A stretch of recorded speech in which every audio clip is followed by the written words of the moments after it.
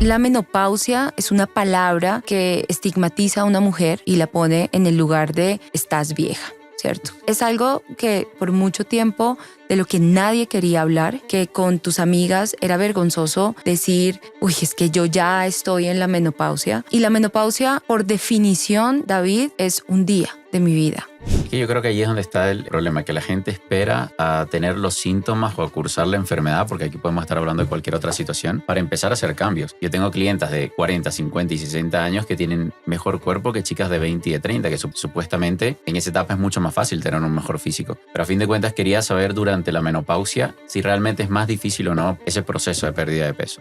El cambio hormonal y el perder este estrógeno, el estradiol, que es el estrógeno más importante que nos ha dado todo lo que nosotras somos como mujeres, es un cambio radical y demasiado grande en la vida de las mujeres a todo nivel.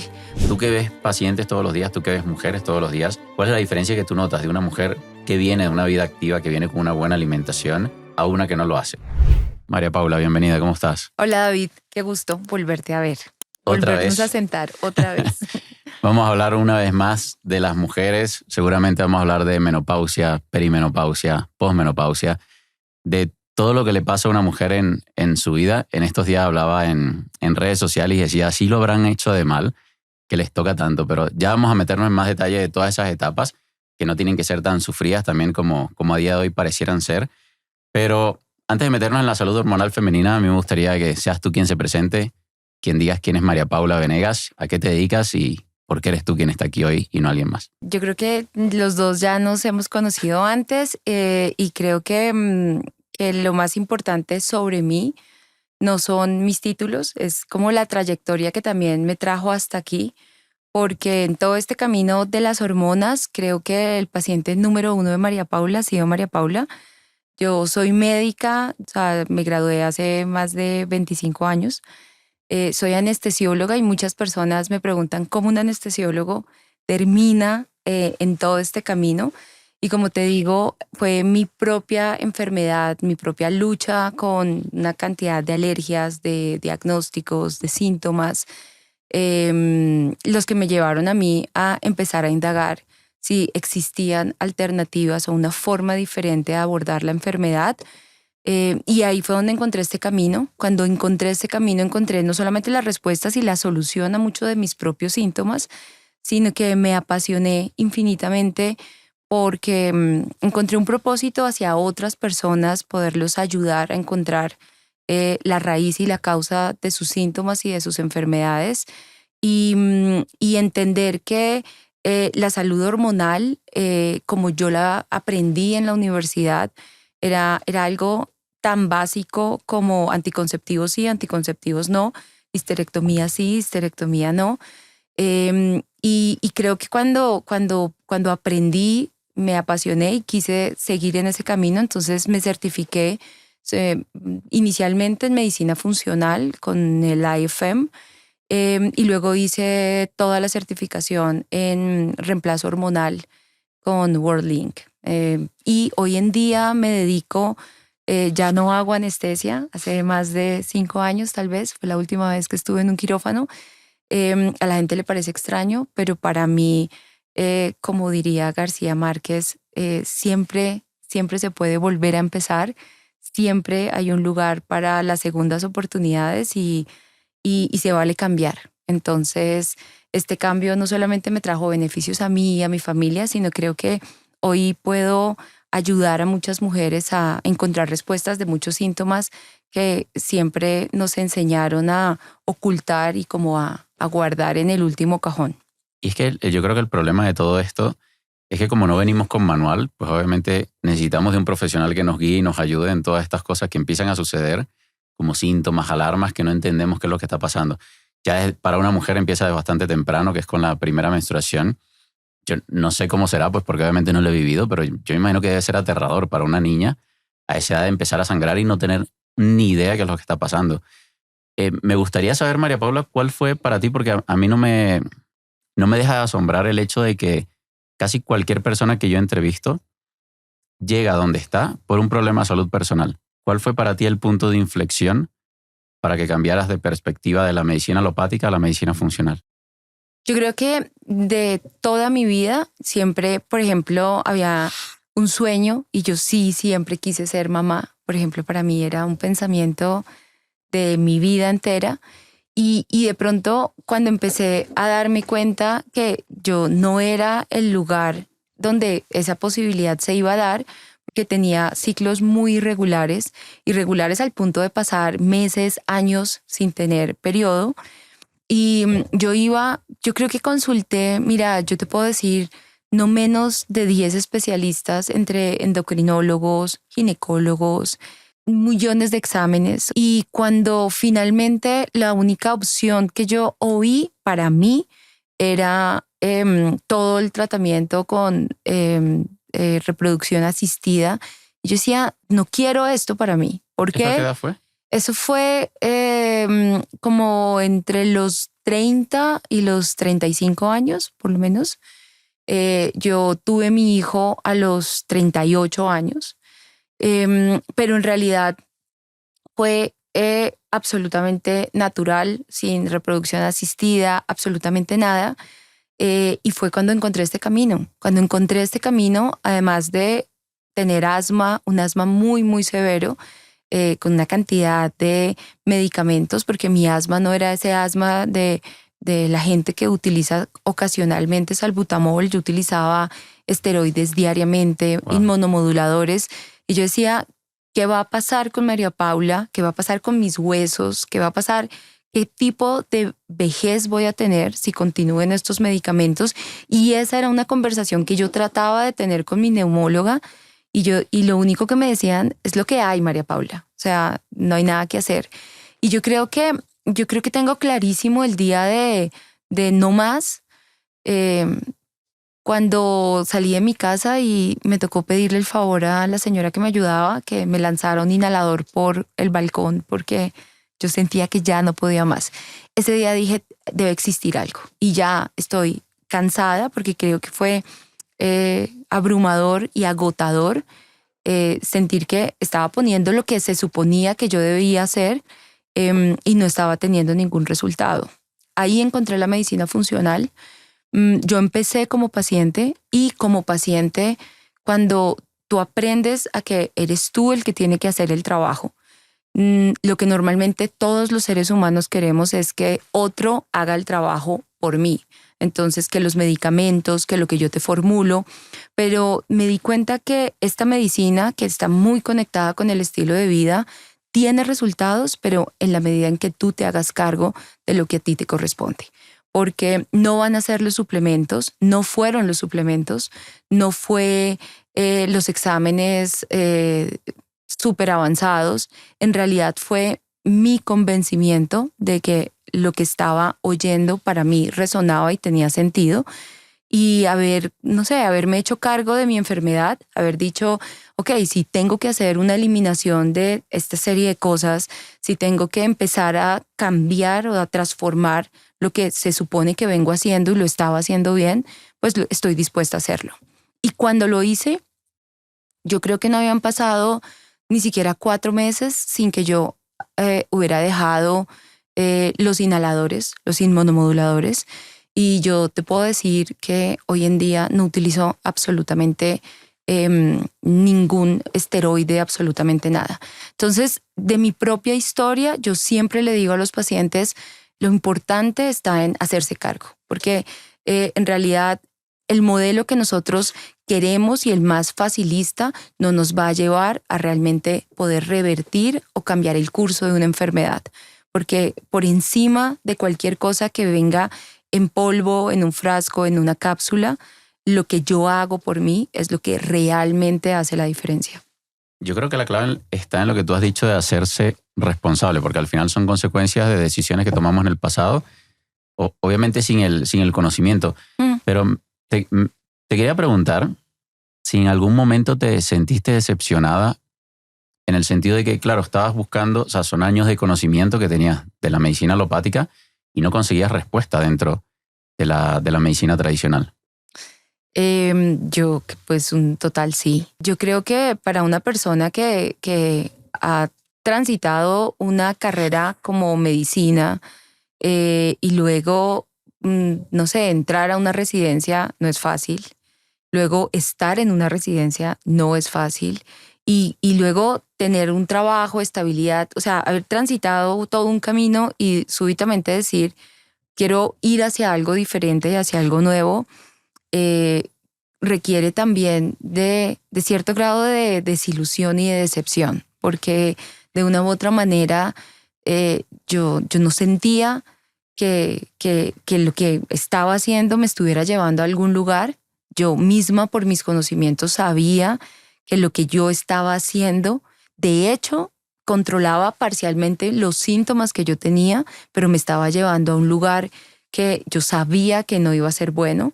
El uso crónico de esteroides, de inmunomoduladores, de todos estos tipos de medicamentos, siempre me va a pasar una cuenta de cobro, y esa cuenta de cobro no va a ser entre los 30 y los 40. Eso va a ser si llegas a la edad adulta en ese momento de la vida, donde la osteoporosis, la gente piensa muy poco en la osteoporosis, pero es la segunda enfermedad metabólica más, más importante en el mundo.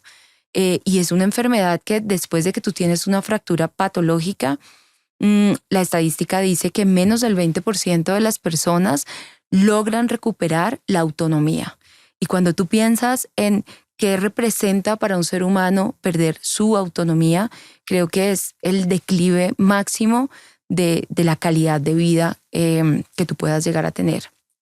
Tener que depender de otros, que todas esas cosas que tú haces por ti mismo ya no las puedas hacer, creo que es un punto crítico en la vida de las personas. Entonces, todas esas cosas que pasaban allá, con todos estos medicamentos, con la impotencia también y la frustración de no entender porque yo no podía tener un periodo como la mayoría de las mujeres tienen, pensar en que pues sin periodo no hay hijos. Entonces ese sueño que yo tenía tampoco iba a ocurrir. Entonces, no sé, como que sí, obviamente hay una gran desilusión y una gran decepción. Creo que cuando muchas personas que no entienden lo que yo hago o qué representa certificarse o estudiar medicina funcional y dicen que son solamente teorías vagas que solamente inducen a las personas a consumir grandes cantidades de suplementos y de cosas diferentes a lo farmacéutico, desconocen el fondo, porque creo que esto va muy a entender el cuerpo como un todo, entender que la enfermedad es solamente la manifestación de cómo tu cuerpo escoge decirte que algo no anda bien, y no callar el síntoma, porque el síntoma es muy importante. Yo siempre le digo a los pacientes, si tú llegas a mí con una crisis asmática, la medicina funcional nunca se ha concebido como yo niego las propiedades o los beneficios que la medicina y los avances de la medicina tienen. Hay que usar esteroides, hay que usar lo que toque usar. Pero lo importante no es quedarse solamente en apagar el síntoma, sino también trabajar qué es lo que estoy haciendo, qué es lo que a mí me corresponde, qué es lo que pasa conmigo que hace que yo desarrolle ese síntoma, ¿cierto? Porque el problema es ese, nos quedamos solamente en callar el síntoma y no trabajamos en la causa y en lo que llevó a que yo manifestara eso que le está pasando a mi cuerpo. Y es que yo creo que también la gente tiene que entender de que eso es lo que a mí me apasiona el mundo de la medicina funcional, es justamente eso, ¿no? Que baja el problema raíz que hay detrás de todos esos síntomas. Y que los síntomas no son más que el lenguaje de nuestro cuerpo. Nuestro cuerpo no habla español.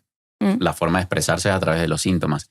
Y que con la medicina tradicional, con la medicina alopática, lo que estamos haciendo es justamente acallar. Como que tú tengas una pelea con tu pareja y pues le esté gritando, tú llegas, le pones un adhesivo, va a dejar de gritar, pero el problema sigue allí. No has resuelto la situación. Y volviendo a las distintas etapas que sufre una mujer, que es básicamente donde me quiero meter el día de hoy, yo quiero empezar primero por definir qué es la menopausia. Porque así como una mujer no entiende de repente lo que es la menarquia y esa primera menstruación y le llega un momento de repente en su vida donde no se espera que haya un sangrado por allí, la menopausia me da la sensación de que también es un poco similar. Al no tener manual, pues empiezan a suceder cambios, que serás tú quien explique qué cambios son. Pero quisiera empezar por allí. ¿Qué es la menopausia? ¿Y qué es lo que espera en nuestro cuerpo con esa transición que ocurre en el cuerpo de una mujer?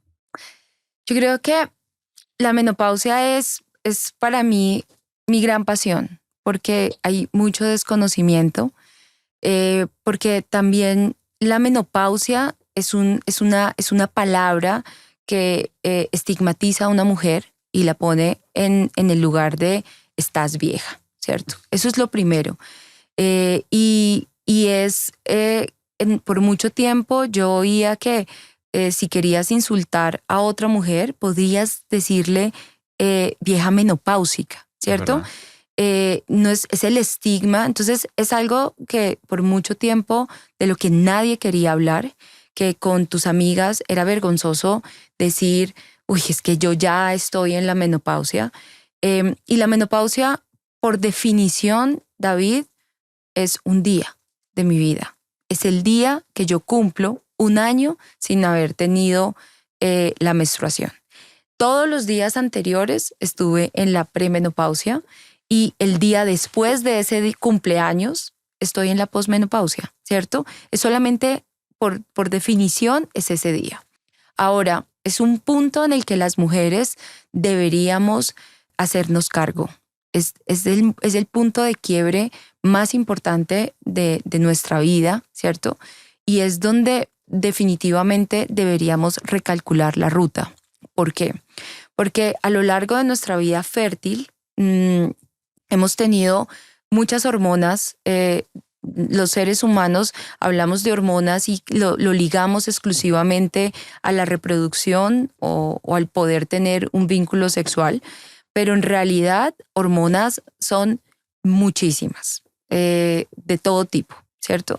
Pero de las que hablamos en la menopausia principalmente son estas que produce el ovario de las mujeres. Las mujeres, contrario a los hombres, ustedes tienen una producción hormonal que es más constante. No significa que no tengan un declive, no significa que no exista la andropausia. Ustedes claramente, la producción de testosterona cada década de la vida va cambiando, va bajando. Las células de Leydig ya no producen tanta, pero no tienen ciclos. En cambio, nosotras nacemos con una reserva en el ovario de huevitos, de folículos que tienen el potencial de convertirse en bebés, pero que no es la función única de esos huevitos y de esos folículos que yo tengo en el ovario. En promedio, una mujer nace con los folículos contados y el número de folículos con los que yo nací, con los huevitos que yo nací, está muy marcado por mi linaje femenino. Cuando llega la menarquia, cuando mis hormonas y mis ovarios y las señales que mi cerebro le manda al ovario empiezan a ser un poco más fuertes, yo empiezo a despertar estos huevitos y empiezo a generar cambios hormonales que se producen principalmente con la maduración del huevo cada mes. Entonces, el madurar un huevo cada mes lo que va a hacer es que yo produzca estradiol, que es el estrógeno más importante. La gente habla muy mal de los estrógenos. Estrógenos es una familia. Yo como mujer tengo 3 tipos. Tengo estradiol, que lo produzco en el ovario. Tengo estrona, que lo produzco en la grasa y en la suprarrenal. Y el estradiol, que es un metabolito que es muy débil y tiene una función específica principalmente en la mucosa de la vagina. Entonces, el estradiol, el que producen mis ovarios, es el estrógeno más importante y el que yo le llamo como el hijo perfecto. Es como si yo tuviera 3 hijos en mi cuerpo. Tengo uno maravilloso, todo le sale divino, todo lo hace perfecto, todo lo hace a las 1000 maravillas. Tengo otro, que es un hijo rebelde, que es la estrona. Durante mi vida fértil me tiene que dominar y tiene que hacer más presencia que producen los ovarios, y durante mi vida fértil yo tengo una producción constante, es decir, tengo una cantidad suficiente de huevos para que cada vez que yo maduro un huevo, cada vez que llega un nuevo ciclo, cada vez que yo tengo una menstruación y vuelvo a tener la siguiente, durante ese periodo tiene que haber unas fluctuaciones en mis hormonas, pero es unas fluctuaciones constantes, es decir, con cantidades lo suficientemente buenas que circulan en todo mi cuerpo. La menopausia básicamente es la carencia de este estrógeno tan maravilloso, tan perfecto, tan lindo que nos ha acompañado a las mujeres a lo largo de nuestra vida. Cuando yo ya no puedo detectar en mi sangre niveles circulantes de estradiol, significa que estoy en la menopausia. Lo mismo que cuando mi cerebro, que es el lugar donde hay más cantidad de receptores a esta hormona y es el que más comanda y el que más lanza señales para que mi ovario produzca estradiol, empieza a ávidamente mandar señal y señal y señales y señales de, por favor, ovario, entrégame este que es mi favorito, pero el ovario ya no puede responder porque ya no tiene folículos, ya no tiene huevitos, ya no puede madurar porque ya no hay a quien madurar, está completamente vacío y ahí ya no hay estradiol. Entonces mi FSH, que es la hormona que lanza mi cerebro, va a empezar a aumentar también.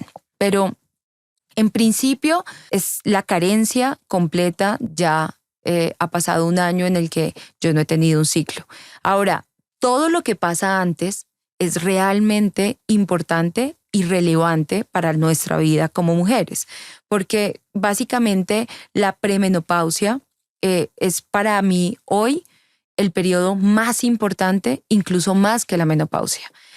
La idea hoy alrededor de la salud hormonal y de la salud femenina no está dirigida a esperar, como les digo yo, el desmadre. No es esperarme a que me Claro, no lleguen, esperar el caos. no esperar el caos, no esperar a que todos los síntomas se acumulen en mí y realmente mi calidad de vida se vea muy comprometida o mi longevidad se vea muy comprometida, porque el cambio hormonal y el perder este estrógeno, el estradiol, que es el estrógeno más importante que nos ha dado todo lo que nosotras somos como mujeres, es un cambio radical y demasiado grande en la vida de las mujeres a todo nivel, porque nosotras tenemos receptores a estrógenos en cada parte, en cada célula de nuestro cuerpo.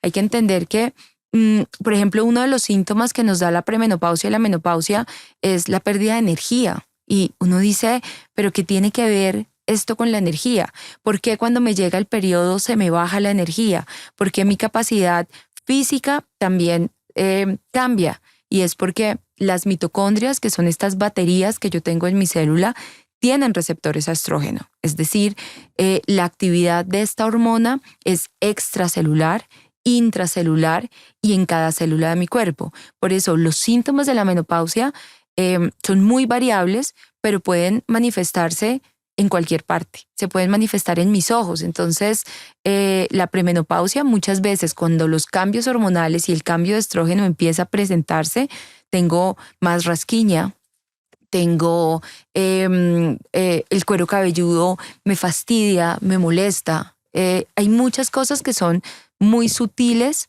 pero que sí están relacionadas con el cambio hormonal y con la pérdida de la presencia así constante, fuerte de este estrógeno que es tan importante para nuestra vida. Ahora, ese huevo que yo produzco produce una cáscara y de esa cáscara yo produzco otra de las hormonas que se van completamente en la menopausia, que es la progesterona.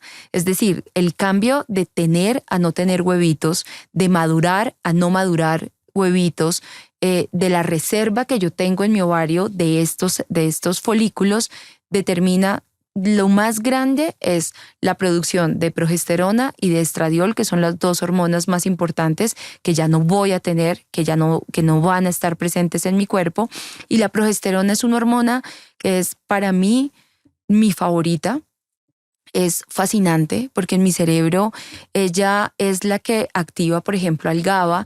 Entonces el insomnio, el cambio en toda el perfil del sueño durante la premenopausia y la menopausia está muy relacionado con el declive en la maduración del huevo y en la producción de progesterona. Entonces, sin progesterona no voy a tener calidad de sueño, no voy a llegar al sueño profundo como lo hacía antes, no voy a poder repararme como lo hacía antes. Entonces eso también va a impactar en mi energía. Y esta hormona participa también en la expresión de los receptores de estrógeno también. y en la producción de neurotransmisores como la oxitocina. Entonces viene en este punto de la vida una cantidad de síntomas que convencionalmente los abordamos más como síntomas emocionales, como se volvió menopáusica, se volvió irritable, se volvió fastidiosa, tantas cosas que tú oyes, y que al final son solamente la consecuencia de la pérdida de estas hormonas que ya yo definitivamente no puedo producir. Entiendo de que, claro, es una fase completamente natural, donde obviamente ese día al que tú mencionabas es donde básicamente cambias de fase, ¿no? Pierdes la menstruación, pero que realmente el periodo importante es todo lo que ocurre antes con todos esos cambios y todos esos síntomas. ¿Crees que justamente todos los cambios que ocurren a nivel hormonal y todos esos síntomas, porque claro, yo quiero volver a lo que tú decías antes, que hemos estigmatizado a una mujer premenopáusica o menopáusica, pero crees que todo ese desconocimiento de producto de esa cascada, o más bien todo ese cambio emocional, producto de esa cascada de cambios a nivel hormonal y el desconocimiento que hay detrás sea lo que hace que una mujer no pueda como identificar qué es lo que está sucediendo? O sea, quiero intentar entender el por qué se había estigmatizado en la sociedad a una mujer por esos cambios hormonales, por esos cambios a nivel emocional, por ejemplo.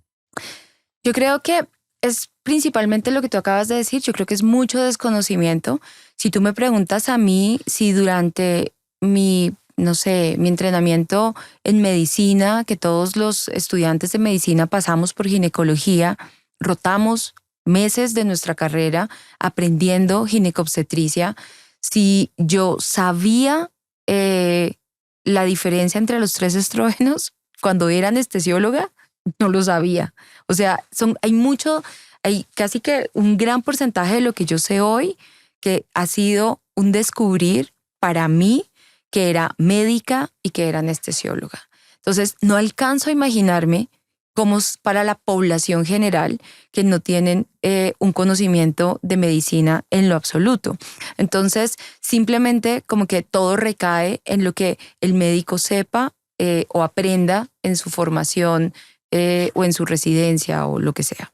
Entonces, de estos últimos años, yo creo que ha habido un gran renacimiento en términos de enfocarnos más hacia la prevención, hacia el cuidado, hacia no ser tan reactivos a esperar la enfermedad, sino saber transitar las diferentes etapas de la vida. Entonces, como antes no se sabía, no se hablaba, no era un tema al que le diéramos importancia, porque si yo pienso en lo que yo veía hace 20 años cuando estaba en la universidad, si era importante, la menopausia era como, no sé, como asume que esta es la vida que te tocó, asume los calores, asume tu irritabilidad, asume tu mal genio, y es lo que a las mujeres les tocaba, ¿sí me entiendes? La ganancia de peso, y luego no es solamente la parte física o emocional, es también el precio que hemos pagado en la historia por este cambio hormonal que nosotras vivimos, porque hoy en día es lo bueno de toda esta época, de todo este renacimiento con relación al conocimiento de las hormonas y de todo lo que ellas hacen por mí, es también entender que mucho de lo que me pasaba en la menopausia estaba conectado con la pérdida de estas hormonas y que determinaba de una u otra manera el riesgo cardiovascular y cerebrovascular, que son las dos causas de mortalidad más altas en mujeres de la edad adulta.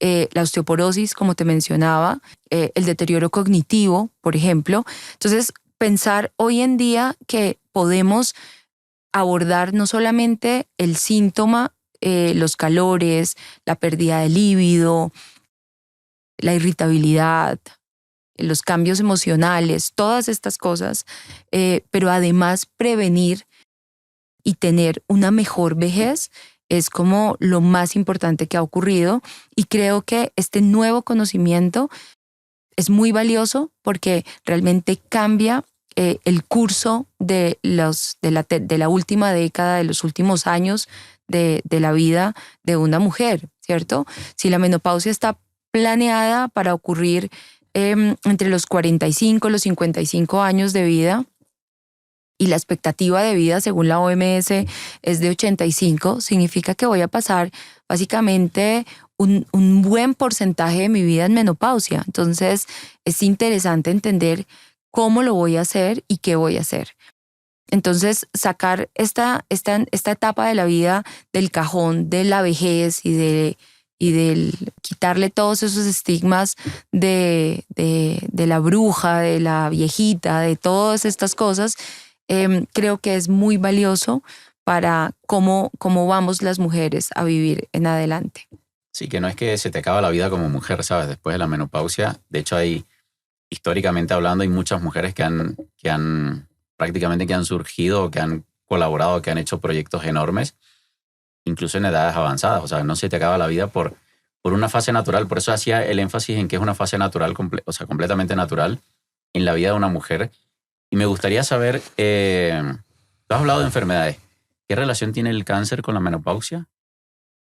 Una de las cosas, si nosotros pensamos en hace 20 años, que fue como el declive más importante en el uso de la terapia de reemplazo hormonal, y fue todo esto, esta información que salió hace 20 años con el estudio del Women's Health Initiative, que fue un estudio americano. Todas estas cosas son importantes porque fue un estudio que se hizo en mujeres americanas. Agruparon entre casi 30,000 mujeres en este estudio y habían tres brazos. Era estrógenos solos, estrógenos combinados con progestinas y el grupo control, que era el que no recibía hormonas. Este estudio se paró y este estudio sacó unos resultados dramáticos de aumento en el riesgo cardiovascular, aumento en el cáncer de seno, aumento en los eventos trombóticos y eso fue un estudio dramático, fue lo más mediático en ese momento. No estuvo en la portada de los periódicos americanos más importantes, europeos, latinoamericanos. O sea, era la noticia de la vida en que las hormonas mataban mujeres. Entonces, a partir de ese estudio, si tú miras la estadística, hubo ya nadie quería formular y el uso de terapia hormonal se fue completamente al suelo. Ahora, desde ese estudio a hoy, la cantidad de literatura médica que nosotros tenemos disponible en relación a los beneficios, la seguridad, de eso bueno, si nadie habla. De lo bueno nos quedamos en lo malo porque así somos los seres humanos y todo lo bueno que vino después de ese estudio no se publicó. Entonces, de ese estudio, por ejemplo, de ese mismo grupo de mujeres que se analizaron en ese estudio, salió un nuevo estudio que fue el estudio ELITE, donde ellos tomaron todas estas mujeres y dijeron, ok, miremos bien, o sea, tomemos estos resultados que fueron tan malos y analicémoslos mejor. Entonces tomaron el grupo de mujeres que tuvieron más eventos coronarios, trombóticos y toda la parte cardiovascular. Y se dieron cuenta que en ese estudio involucraron mujeres desde los 50 a los 73 años. Entonces decían, pucha, es un grupo demasiado grande, ¿cierto? ¿Y en dónde ocurrieron estos eventos? Estos eventos ocurrieron en las mujeres después de los 10 años de haber iniciado su menopausia y que tuvieron terapia de reemplazo hormonal. ¿Qué significa? Mi menopausia empezó a los 50 y me pusieron la terapia de reemplazo a los 63, 13 años después de haber tenido mi última menstruación, mi último periodo. En ese grupo de personas, ellos decían, ok, a ese grupo sí hay más riesgo de darles terapia de reemplazo hormonal. Sin embargo, lo que nosotros sí pudimos analizar con más detenimiento es que a las mujeres que se les empieza la terapia alrededor de los 6 años, máximo 10 años, del momento en que tienen su menopausia, que se cumple ese día en que cumplen un año sin periodo, lo que nosotros observamos es una disminución en el riesgo cardiovascular y una disminución en los eventos trombóticos y cerebrovasculares. Es decir, la conclusión de ese estudio es, más allá de ser negativo, tiene un efecto protector en la parte cardiovascular y cerebrovascular de las mujeres. Eso nunca lo vimos después. Luego de esa misma cohorte del Women's Health Initiative, ellos tomaron el grupo de pacientes que desarrollaron cáncer de seno. Ahí es muy importante en relación al cáncer, porque es el cáncer de seno el que más temor le da a la mayoría de las mujeres con la terapia de reemplazo hormonal. Y ellos tomaron este grupo de mujeres y que se dieron cuenta. Habían unas a las que se les administraba solamente estrógenos, otras que se administraba estrógenos con progestinas y el grupo control. Entonces, ¿qué se daban cuenta? Ellos dijeron, uno, es importante el tipo de estrógeno que le estamos dando a estas mujeres, porque no es lo mismo un estrógeno conjugado equino, que fue el que se utilizó en ese estudio. En ese estudio no se utilizaron estrógenos bioidénticos, o sea, estradiol, que es el que yo producía toda mi vida. No se utilizaron otras formas sintéticas, se utilizaron estrógenos conjugados equinos que provienen de la orina de las yeguas, pero una yegua tiene 6 tipos de estrógeno. Yo, mujer, tengo 3. Entonces, en la medida en que yo utilizo estrógenos de este tipo, pues mi metabolismo, es decir, mi hígado, no está en capacidad de lidiar con todos esos subproductos de estas hormonas que generan un aumento y una dominancia mucho más alta de estrógeno, con una mayor estímulo sobre una célula que se está formando erróneamente. Porque también es muy importante entender que el cáncer, que una célula cancerígena no es, la causó el estrógeno, la causó el estradiol, porque el estradiol es una hormona que yo he producido durante toda mi vida. Él no tiene el potencial. Ahora, si yo creo una célula que me quedó mal hecha, si mi sistema inmune, que es más de mis hábitos, de qué pasa en mí, que hace que mi sistema inmune no sea tan robusto para reconocer esa célula que me quedó mal hecha y sigue estando ahí mal hecha, fea, pues obvio, se reproduce con receptores, se duplica con estas antenitas que reciben y que pueden tener el estímulo del estrógeno y obviamente puede crecer por estímulo del estrógeno, pero no es causal. Entonces, ¿qué se dieron cuenta en esta cohorte? Ellos dijeron, mire, ¿qué podemos decir? En realidad, los eventos y el cáncer de seno que se presentó en este grupo de pacientes, de hecho, no lo vemos más presente o más prevalente en el grupo que administramos estrógenos solos. En realidad ocurrió mucho más en el grupo de estrógenos conjugados con progestinas. Y es muy importante entender que en mi cuerpo siempre va a haber un balance, como en la medicina china, el yin, el yang y todas esas cosas. Bueno, siempre hay alguien que se contrapone al efecto estimulante de algo, hay alguien que le pone el freno. En mi cuerpo es el estrógeno, claramente, es una hormona muy estimulante, es proliferativa, él llega y él es estimulante y él quiere armar la fiesta, pero siempre hay una mamá regañona que lo controla. Esa es la progesterona. Pero las progestinas, que es el tipo de progesterona que se utilizan en este tipo de terapias de reemplazo, no tienen la capacidad, son como una mamá permisiva, como que no le pone mucha atención y en realidad el estímulo del estrógeno se hace más alto y eso puede hacer que una célula que se está dividiendo mal prolifere o se duplique mucho más fácilmente. Entonces, hoy en día hay una revisión el 2020 de progesterona, progestinas y cáncer de seno. Una revisión sistemática espectacular, un estudio muy bien hecho que lo que realmente en sus conclusiones dice es nosotros no podemos ligar la progesterona con cáncer de seno, pero sí las progestinas, que son este tipo de progesteronas que se utilizan en los anticonceptivos orales o en las terapias de reemplazo hormonal sintéticas. Entonces, ahí esa información tampoco salió a la luz. Para nadie era claro que el efecto de los estrógenos no es igual si yo utilizo estrógenos sintéticos, estrógenos conjugados o estrógenos bioidénticos. No es igual. Y de allá a acá, te puedo nombrar muchos otros. Hay un estudio europeo. En Europa, en realidad las terapias de reemplazo se hacen mucho más en base a hormonas bioidénticas, no sintéticas. Hay un estudio que en realidad es súper bonito, 15,000 mujeres en terapia de reemplazo hormonal con hormonas bioidénticas, donde ellos dicen diferimos completamente en los resultados del Women's Health Initiative. En nuestra población no vemos un aumento en el riesgo de cáncer de seno, no vemos un aumento en el riesgo cardiovascular, ni nada de lo que ellos encontraron en su población. Ahora, de ese estudio inicial, que fue el negativo, había cosas que pueden influir en el resultado y que no se tuvieron en cuenta. El estilo de vida, la alimentación, no se tuvo en cuenta la obesidad, el índice de masa corporal, ni nada de esto. Incluían mujeres fumadoras al mismo tiempo. Entonces, ese tipo de cosas que realmente impactan, y la razón del resultado no está directamente ligada a la terapia, sino está directamente ligada al estilo de vida. Y es que las hormonas por sí solas tampoco me van a salvar, tampoco van a ser la magia de una muy buena vejez y de la longevidad que yo quiero. Es el conjunto de intervenciones y de optimización que yo haga alrededor de la premenopausia y la menopausia la que va a determinar el resultado que yo voy a tener en adelante.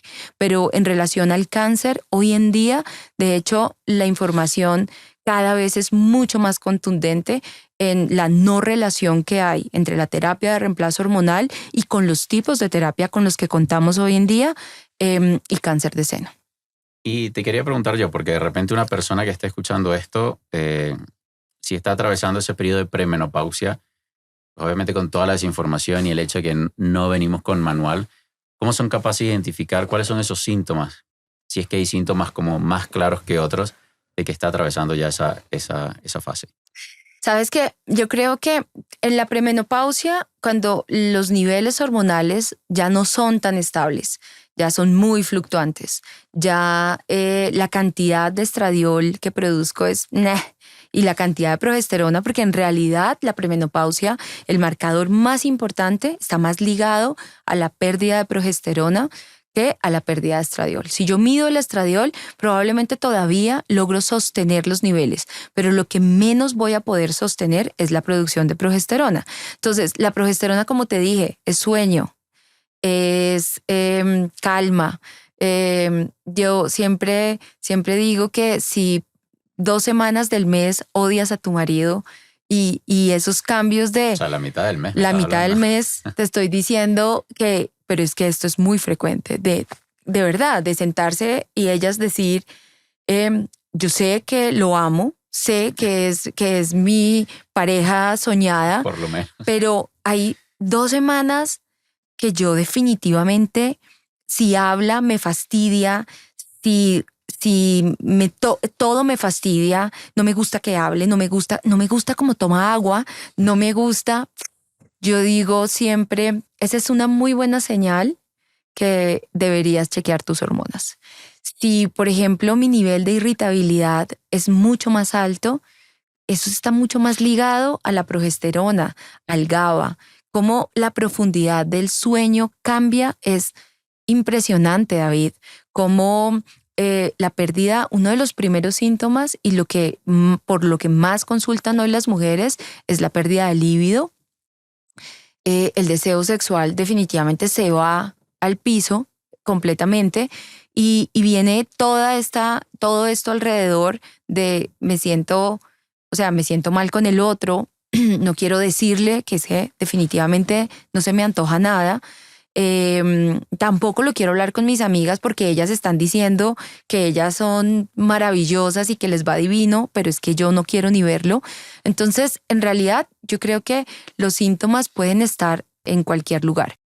Otro de los que yo veo muy frecuentemente es el cambio en la parte cognitiva, si tú me lo preguntas. Creo que el cerebro, no sé, en Estados Unidos hoy en día, por ejemplo, hay grupos de investigadores que mapean las hormonas principalmente por la disposición de los receptores a estrógeno cerebral más que por las pruebas de función ovárica. Es decir, mi premenopausia no la están traqueando por el cambio en la respuesta de mi ovario, sino por la disponibilidad de receptores a nivel cerebral. Y es que antes de que mi ovario empiece a mostrar un cambio en la FSH, en el estradiol o en la progesterona, los receptores hormonales, que son el lugar donde hay mayor actividad del estrógeno, sí están cambiando.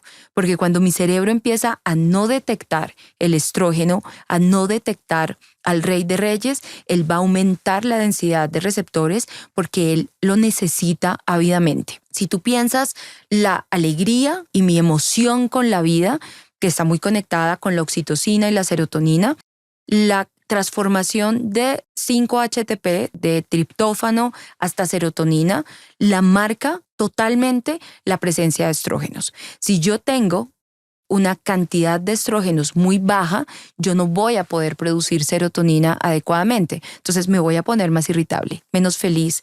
O sea, ese buen mood que yo tenía antes se va a ir agotando. Entonces, la progesterona impacta directamente también sobre mis receptores, sobre el GABA. Entonces, todos estos cambios hormonales, donde más van a impactar inicialmente es aquí. Entonces, mi capacidad para concentrarme, mi capacidad para aprender nuevas cosas, mi parte cognitiva en términos de despistes, nos volvemos despistadas. Es que está ahí. Si tú ahondas en una mujer y le hablas con ella, se vuelve más despistada. Es como, no sé, prendo la estufa, me voy, se me queman las cosas, abro WhatsApp y digo, ay, le voy a escribir a, y cuando abro, no me acuerdo a quién le voy a escribir. Me veo un podcast y digo, uy, me encantó esa información, y al otro día no puedo fijar los recuerdos ni la memoria porque tampoco tengo la capacidad, porque mis neurotransmisores también dependen de la presencia de estas hormonas en mi cerebro. Entonces, la parte cognitiva yo creo que es una de las principales. La siguiente, definitivamente, la libido, la energía y el sueño. Creo que la premenopausia, esos son como los que yo diría son los que uno, bueno, y la irritabilidad también. Si tú me dices, sí, o sea, yo hablo con mujeres todo el día de mi vida. O sea, yo paso mi vida hablando con mujeres, y más que los libros, las que más me enseñan son ellas, porque yo las oigo y me río, en muchas cosas me identifico, entonces digo como, uy, sí, porque sí, estamos cambiando, la cosa se está moviendo y está cambiando. Yo creo, María Paula, entonces que es un deporte de riesgo vivir con una mujer en premenopausia. Por una parte me dice que la mitad del mes no les gusta el comportamiento de su pareja. Sí. Y por otra parte, probablemente la otra mitad no se entienden y tampoco de repente les gusta todos esos cambios que están viviendo. O sea, yo creo que debe ser una etapa de mucha confusión para una mujer. Entendiendo de que todo esto que me estás hablando, la parte cognitiva, la libido, la energía, influye no únicamente, o sea, de forma directa con tu pareja a nivel de la sexualidad, sino prácticamente con todo tu entorno. Entonces, ¿cómo una mujer puede afrontar esta etapa sin limitarse en otras áreas de su vida? O sea, o sin que eso le afecte en otras áreas de su vida. Yo creo que está lindo que hoy en día hay mucha información disponible. No toda la que está disponible, uno dice, hay mucha también desinformación en cuanto a muchas cosas, pero creo que hay una apertura a entender que es un cambio natural de mi vida, que definitivamente si yo transito entre los 50 y los 60, habito este planeta, va a pasar en algún punto, ¿sí me entiendes?, de mi vida, entre los 45 y los 55. Entonces es natural, ¿sí me entiendes?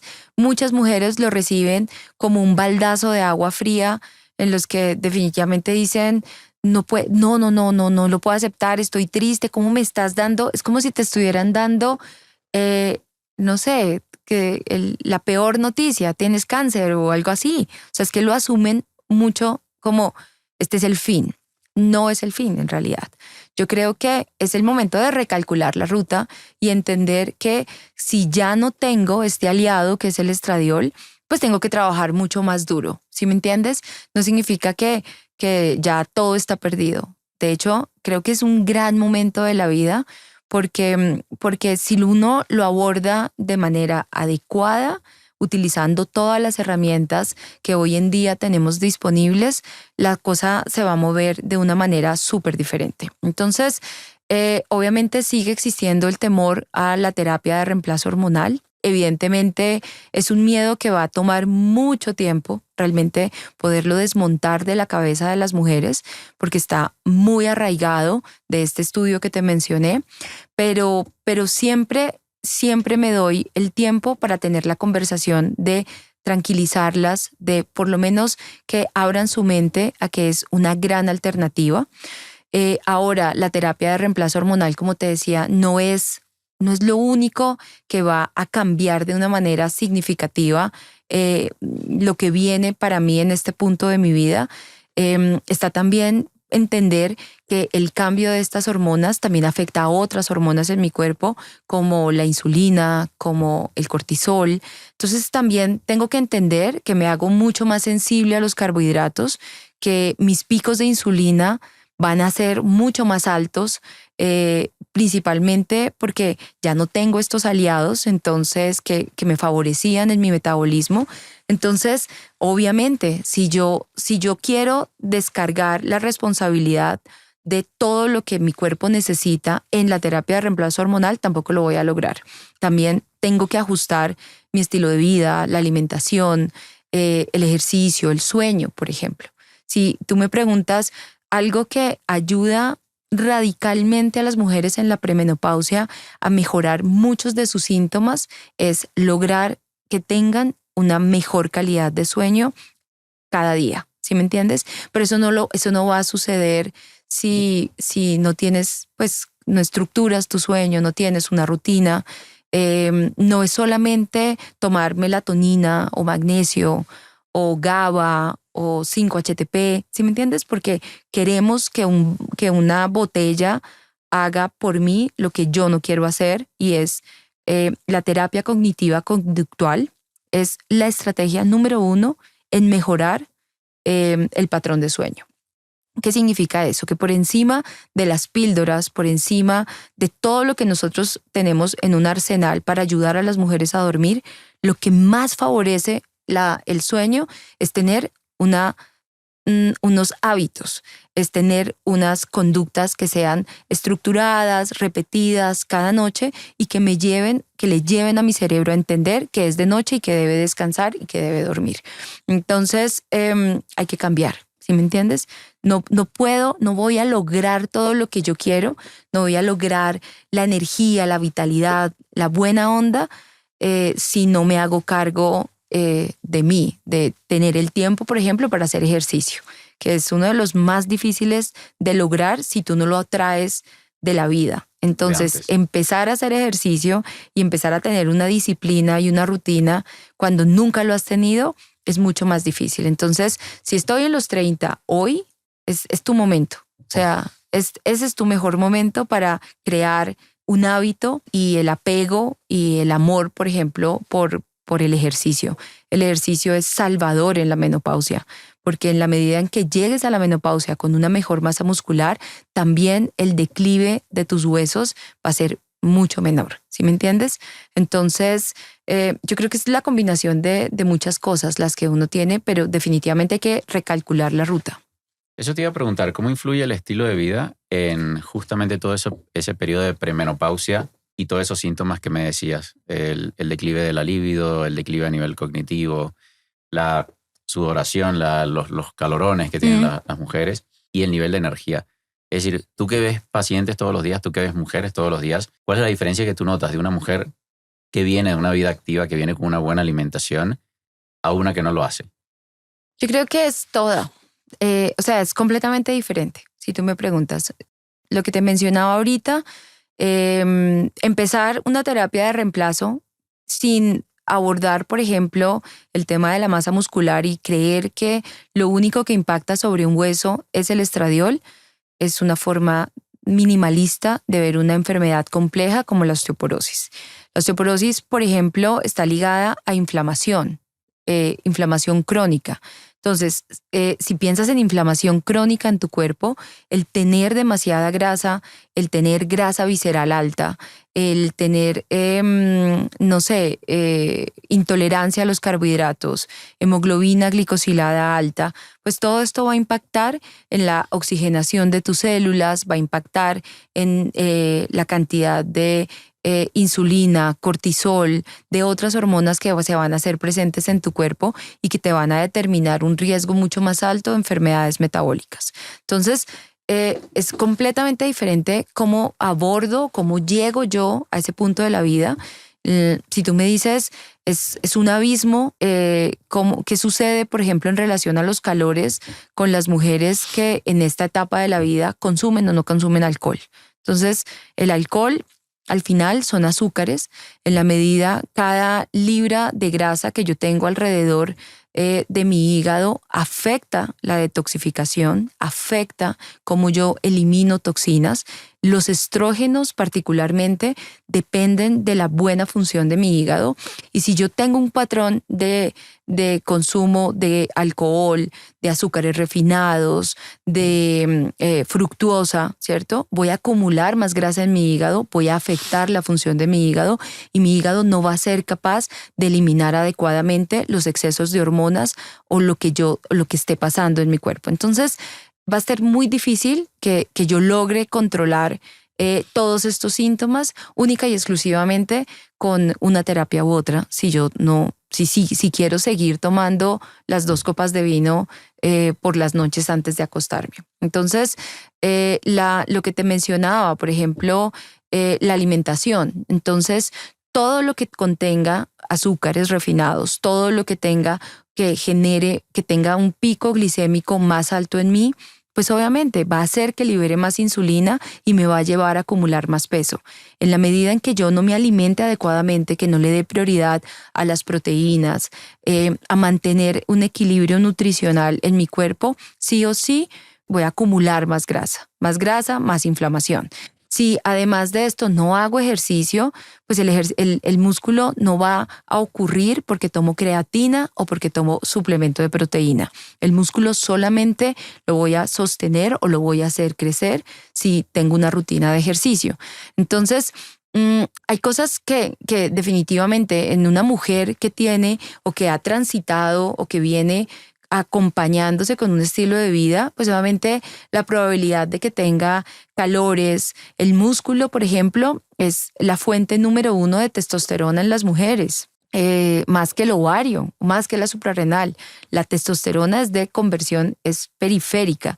Si tengo una masa muscular más alta, tengo mejor testosterona. Entonces, tampoco voy a tener una caída tan importante en la libido como una mujer que atraviesa la menopausia con una composición corporal más hacia la grasa. Entonces, yo creo que el estilo de vida es todo para todo, en cualquier momento de la vida, pero si tú me preguntas en la premenopausia y en la menopausia, es crucial. O sea, es como lo que realmente va a marcar la diferencia, no solamente en los síntomas, sino en lo que viene después. O sea, ¿crees que puede llegar a ser la vivencia de esa etapa completamente distinta si esa persona se viene cuidando desde antes? Es que yo lo veo.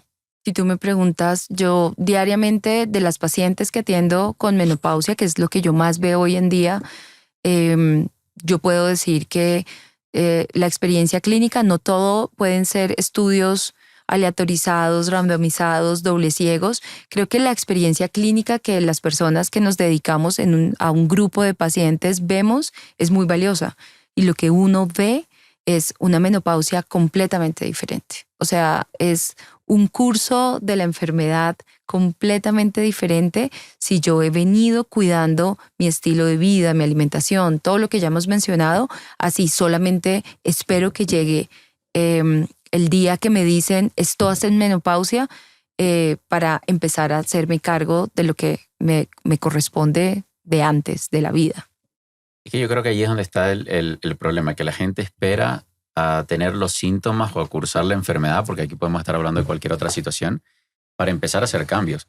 Entonces, claro, si vienes desde antes, haciéndolo desde antes, el tránsito por esa etapa es completamente distinto. Y por eso me quería meter en el tema de la pérdida de peso. Yo tengo clientas de 40, 50 y 60 años que tienen mejor cuerpo que chicas de 20 y de 30, que supuestamente en esa etapa es mucho más fácil tener un mejor físico. Pero a fin de cuentas quería saber durante la menopausia si realmente es más difícil o no ese proceso de pérdida de peso.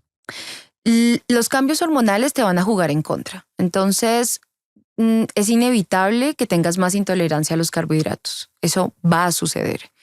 ¿Qué significa eso? Que si entre los 20 y los 30 la tostada con mermelada que me comía en el desayuno me caía divino y ni la sentía, ¿cierto?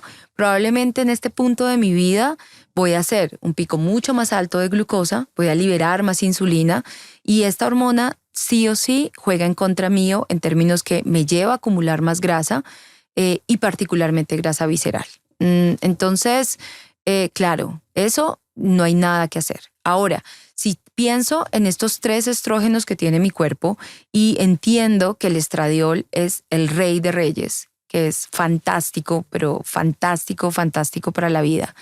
Y ahora él ya no está, mi cerebro, básicamente él bajo ninguna circunstancia se va a querer quedar sin la influencia de esta hormona. Entonces él va a aumentar la producción de estrona, que te mencioné antes, se produce a partir de la grasa. Entonces mi cerebro también está comandando que yo acumule más grasa, produzca más depósitos, porque desde esos depósitos yo voy a aumentar o por lo menos a tener algo de estrona que va a alimentar esa necesidad que tiene mi cerebro de los estrógenos. Entonces, por ese lado, también el cambio en los estrógenos marca que yo acumule más grasa en mi cuerpo. Entonces me va a costar un poco más. Y además con todo este tema de la energía, del ánimo, del deseo por la vida, ¿sí me entiendes? Porque sí entra una idea, como una idea parásita de la vejez, de hasta aquí llegamos, también sentir que probablemente una de las cosas que yo más oigo es este discurso de, es que yo era, ¿sí me entiendes? Y ese golpe de realidad de, es que yo era,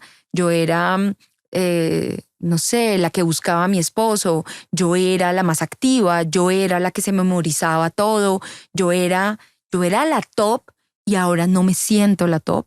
También tiene un impacto muy importante en la consistencia que yo puedo llegar a tener en mis hábitos en esta etapa de la vida. Entonces, no es solamente la ecuación en este momento entre lo que me como y lo que me gasto. Sino también todas estas hormonas que me empiezan a jugar en contra y que sí definitivamente van a hacer que me cueste un poco más. Ganar masa muscular me va a costar mucho más.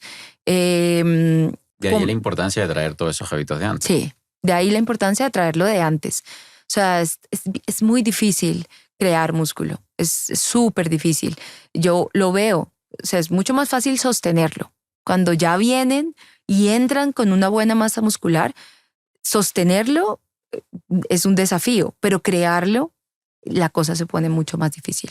No quiero que también, que las personas que nos estén escuchando, desalentarlas, porque Sí. al final se crea.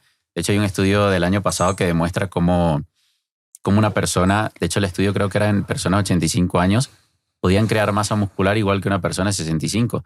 Entonces, claro, ya están como en esa última etapa de la vida, pero todavía hay capacidades para crear masa muscular. A fin de cuentas, seguramente para quien nos escuche y tenga 50, 60 años, el mejor momento haya sido a sus 20 o a sus 30, pero no quiere decir que no lo puedan hacer en este momento. Y es mejor hacerlo que no hacerlo.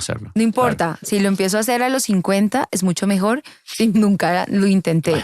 Y si tú me dices, hoy en día yo puedo mostrar no sé, yo tengo muchos exámenes, no solamente InBodies, sino DEXA para mirar la composición corporal y tengo muchas pacientes por encima de los 65. De hecho, tengo en este momento en la memoria 2 que realmente las abrazo y las felicito porque a esa edad, por encima de los 65 años, se hicieron cargo y han ganado masa muscular. Y te digo que en 2 kilos de masa muscular para una persona de 65, no sé, en un lapso de 10 meses, es disciplina, es comida, es hacerse cargo, pero principalmente han visto cambios notables en sus huesos. También tengo las osteodensitometrías. Esa es otra que es una condena que yo oigo todo el tiempo de tienes osteoporosis, hasta aquí llegaron los huesos y tu única alternativa y lo único que tienes que hacer es inyectarte o tomar alendronato o cualquiera de estas bifosfonatos. Y yo digo, espere un segundo. O sea, abordar una enfermedad exclusivamente con una terapia, con un medicamento, es un grave error. Yo lo veo. Yo tengo pacientes de las cuales me siento muy orgullosa, muy feliz por ellas, porque han logrado con mostrarle a sus endocrinos cómo con estilo de vida tú sí puedes revertir la osteoporosis. Entonces, sí puedes ganar músculo, sí puedes ganar densidad mineral ósea, sí puedes tener calidad de vida, sí puedes tener líbido, sí puedes tener una vida plena, 100% plena, pero es una decisión que yo tengo que tomar y es una decisión que va ligada también a mi estilo de vida. Unas hormonas no se regulan exclusivamente tomando hormonas, sino también optimizando la detoxificación, el intestino, la microbiota, todo el eje del cortisol. Entonces es todo, es sueño, es microbioma, es hígado, es absolutamente todo. Mire, me ha encantado porque no sé qué cantidad de veces lo has dicho, pero has repetido mucho la palabra decisión y hacerte cargo. Yo creo que allí es donde está realmente la diferencia. Y hay una cosa que tú has mencionado, María Paula, que es la intolerancia a los carbohidratos. ¿Crees que una dieta cetogénica es una estrategia nutricional adecuada para una persona que está atravesando la menopausia? Yo creo que, hay una cosa que es muy importante acá y se me ha olvidado mencionarla. Y es uno de los marcadores del cambio también a nivel neuronal que tenemos las mujeres durante esta época, que no se nos olvide que de cada 3 mujeres con deterioro cognitivo, solamente un hombre lo tiene, y está muy ligado también a los cambios que tiene la neurona y la sensibilidad que tiene a la glucosa. ¿Qué significa? Que yo en la premenopausia y en la menopausia no puedo utilizar la glucosa como solía hacerlo. Entonces, tengo una dificultad para crear y producir energía desde mi cerebro, desde mis neuronas. Ahora, hay una vía alterna, que es la vía de las cetonas, ¿cierto?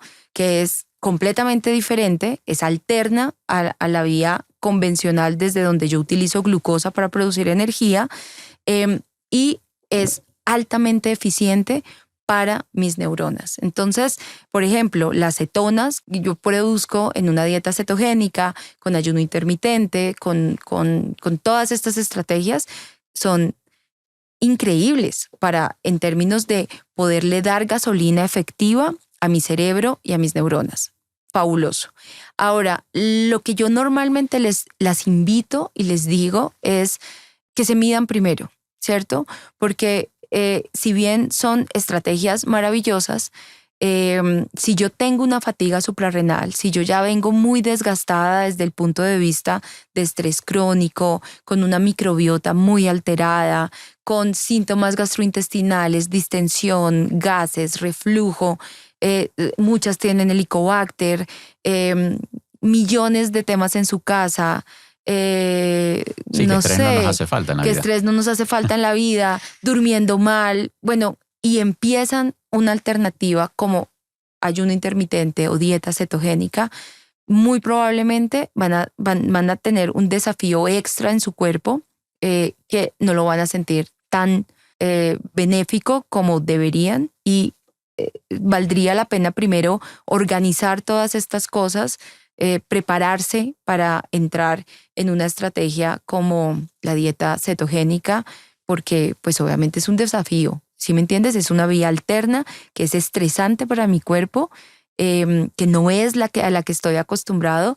Es como yo les explico, es cambiar como de gasolina, es pasarme de ACPM a gasolina extra.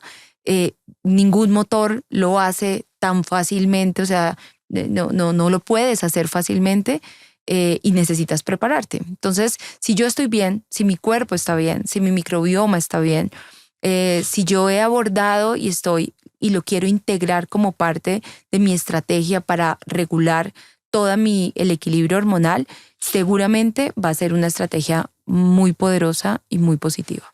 ¿Pero crees que es difícil por el entorno y por la dependencia que tenemos a los carbohidratos? ¿O por una razón más allá de eso? Yo creo que socialmente la comida conecta. Yo creo que la vida en general está en torno muchas veces a la alimentación y a ti nadie te invita la primera vez que te quieren invitar a salir a comprar ropa. Normalmente lo primero que va a suceder es que te van a invitar a comer o a un trago, o todo está muy ligado a la comida. Entonces, es difícil entrar a estos espacios con la familia, con tu entorno, con tantas fiestas que ocurren, por ejemplo, no sé, en diciembre. Para sostener una dieta cetogénica en diciembre, por lo menos, no sé, en Colombia debe ser lo más desafiante que puede existir si todo está alrededor de los carbohidratos. Entonces, es como socialmente hemos crecido y creo que es muy difícil porque te pone en un lugar excluyente frente a tu entorno. Entonces, lo que normalmente yo veo es que las personas empiezan muy, muy conectadas, con todas las ganas, pero difícilmente lo logran sostener. Además, las alternativas que existen no son las más limpias, ¿sí me entiendes? Porque al final también está toda esta idea de no importa lo que sea mientras sea grasa, y tampoco es así. Entonces empiezan a tomar como el vegano que empieza a suplementar, a tener su fuente de proteína exclusivamente desde el maní. Entonces no encuentro qué comer, me como un paquete de maní, ¿sí me entiendes?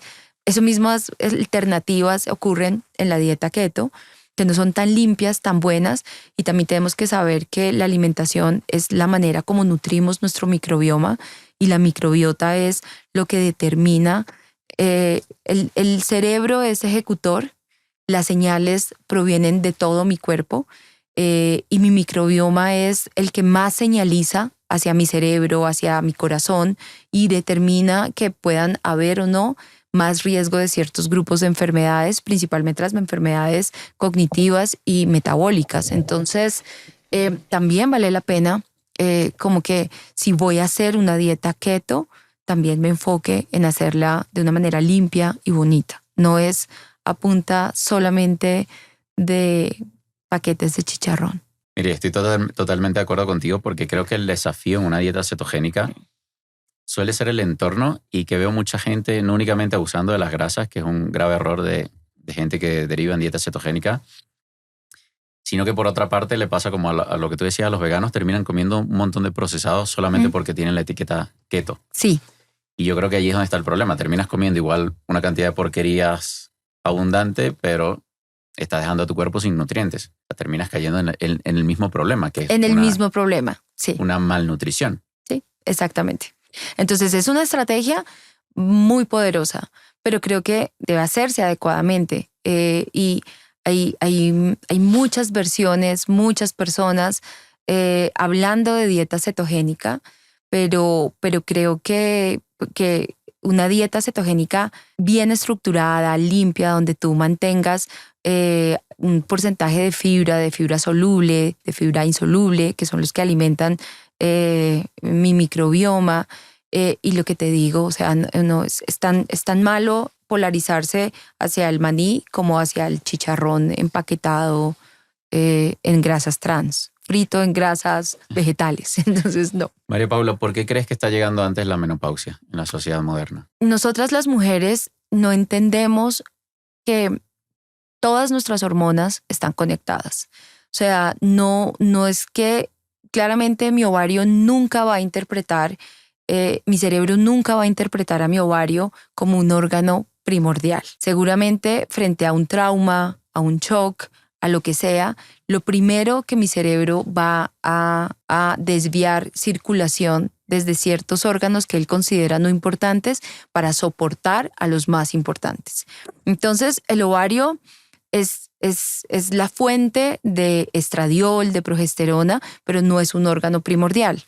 Si en esta era del multitasking en que estamos las mujeres, donde nos hemos cargado una gran cantidad de deberes, responsabilidades, porque seguimos siendo las mamás, las amas de casa, seguimos siendo, pero también queremos ser las más exitosas, las más productivas. Además, hay que hacer ejercicio, hay que tener masa muscular, hay que salir con el esposo. Hay muchas cosas que están sobre nosotras y a veces no ponemos el límite y no sabemos hasta dónde llevar nuestro cuerpo.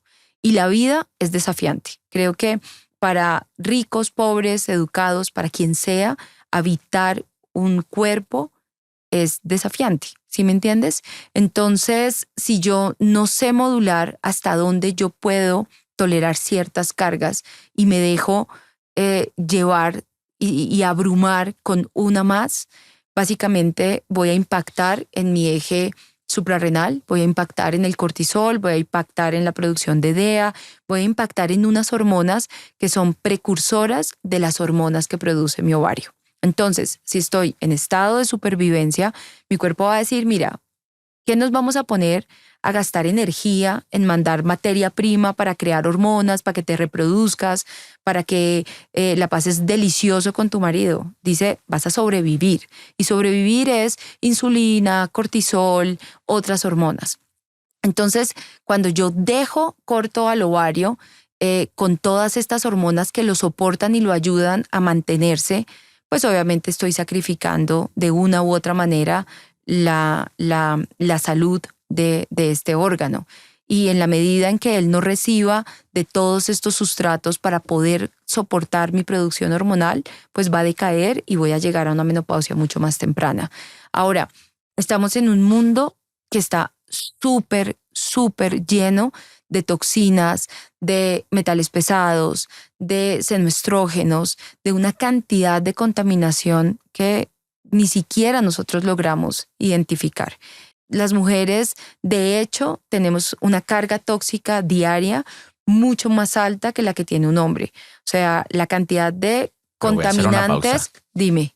Por decisión propia la mayor parte de esos contaminantes. Sí. Decisión propia. Porque la mayor parte de los tóxicos se lo ponen en la piel con todos los tratamientos de belleza. Sí, y claramente si tú piensas, un hombre, no sé, usa jabón, champú, y desodorante y eso. Sí. Nosotras, no sé, es jabón de baño, champú, acondicionador, tratamiento, serum, hidratante, bloqueador. O sea, la cantidad de sustancias químicas que nosotras utilizamos es demasiado para mi cuerpo.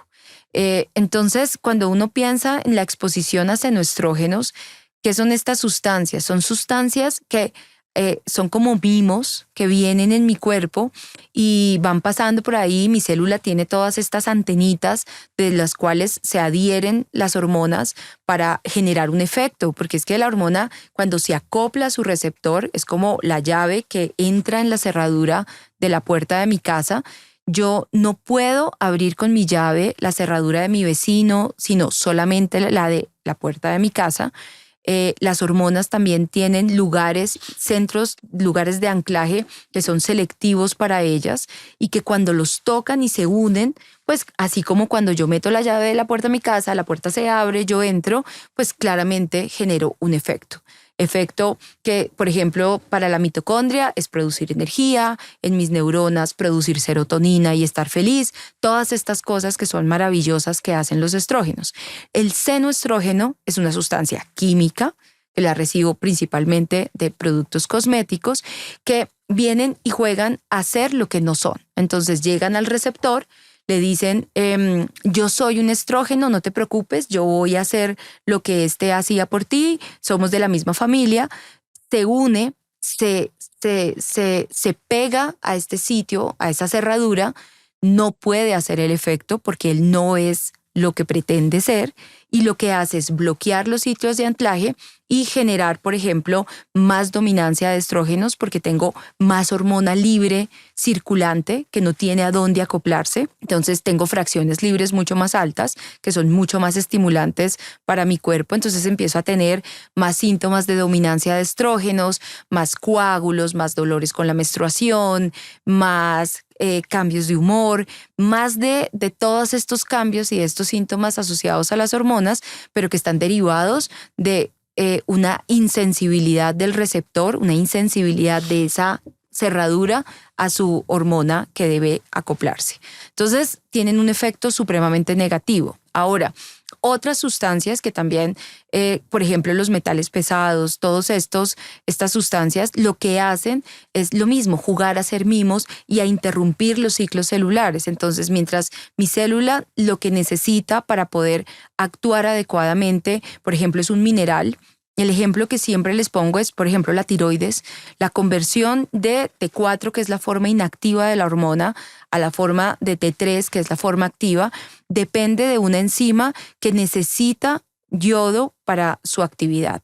Pero el yodo, si tú recuerdas en la tabla periódica, está en la misma fila de los halogenados donde está el flúor, pero el peso molecular del flúor es un poco más alto. Entonces, ¿qué significa eso? Que si yo no tengo disponible yodo en mi cuerpo, pero sí tengo flúor que está en el agua, en la crema dental, en el enjuague bucal, en todo lo que yo recibo, pues él básicamente va pasando, mi cuerpo necesita yodo para esa conversión, pero lo único que encuentra es flúor, que es de la misma familia. Entonces él puede entrar y decir, fresco, yo soy de la misma familia, venga, yo le ayudo, pero en vez de ayudar, entorpece la función y afecta la conversión de la forma inactiva a la activa y empiezo a tener más hipotiroidismo, ¿cierto? Eso ocurre a todo nivel en mi célula con las cargas de plomo, de cadmio, de mercurio, de una cantidad de metales a los que estamos hoy expuestos por la contaminación ambiental. Entonces, si sumas los cosméticos, si sumas los perfumes, si sumas los ambientadores, porque somos intolerantes al olor de las personas y todo el tiempo queremos disfrazar nuestro olor con algo, las velas aromáticas, bueno, cantidades de estas cosas que son disruptores hormonales muy fuertes para nuestro cuerpo, principalmente para nuestra salud hormonal. Y bueno, y eso que nos estamos contando aquí, obviamente todos los tóxicos añadidos a la comida, los pensamientos, las emociones, etcétera.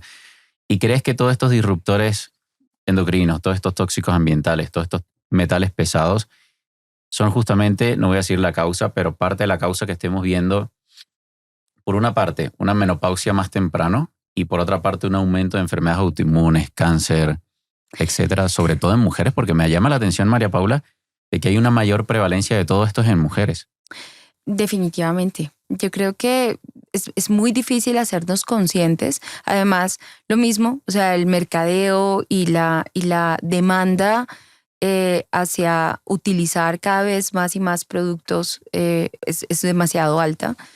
Claramente, el estrés a lo largo de la vida a las que estamos expuestas las mujeres, muchas veces por autoimposición, como dices tú, pero yo creo que es más que todo desconocimiento de que todas estas cosas sí o sí van a marcar definitivamente un aumento en mi riesgo. Y por ejemplo, el riesgo de cáncer, hoy en día, no sé, hay muchas cosas que participan en que tú empieces a generar células de mala calidad en algún lugar de tu cuerpo.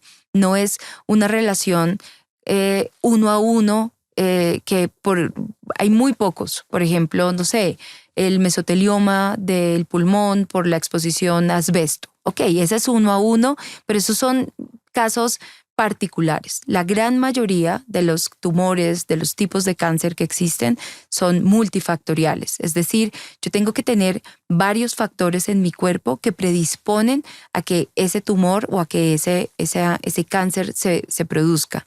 Entonces, uno dice, no suma porque hago ejercicio, no suma si me aplico, no sé, 1000 cosas. No suma el estrés porque, no sé, hago ejercicio o como bien o me tomo un smoothie de cosas verdes por la mañana o me tomo un multivitamínico.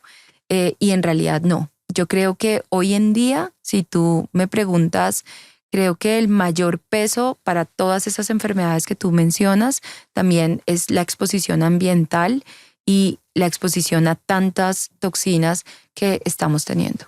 Yo creo que allí es importante, volviendo a lo que tú decías antes, de hacerse cargo. O sea, hay cosas, porque claro, hay cosas que no están bajo nuestro control, como puede ser la contaminación ambiental, las frecuencias electromagnéticas, pero es que hay muchas cosas que sí que están bajo nuestro control. El hacer ejercicio, el comer bien, tener una buena relación con nuestro entorno a nivel emocional, cuidarnos también a nivel psicológico.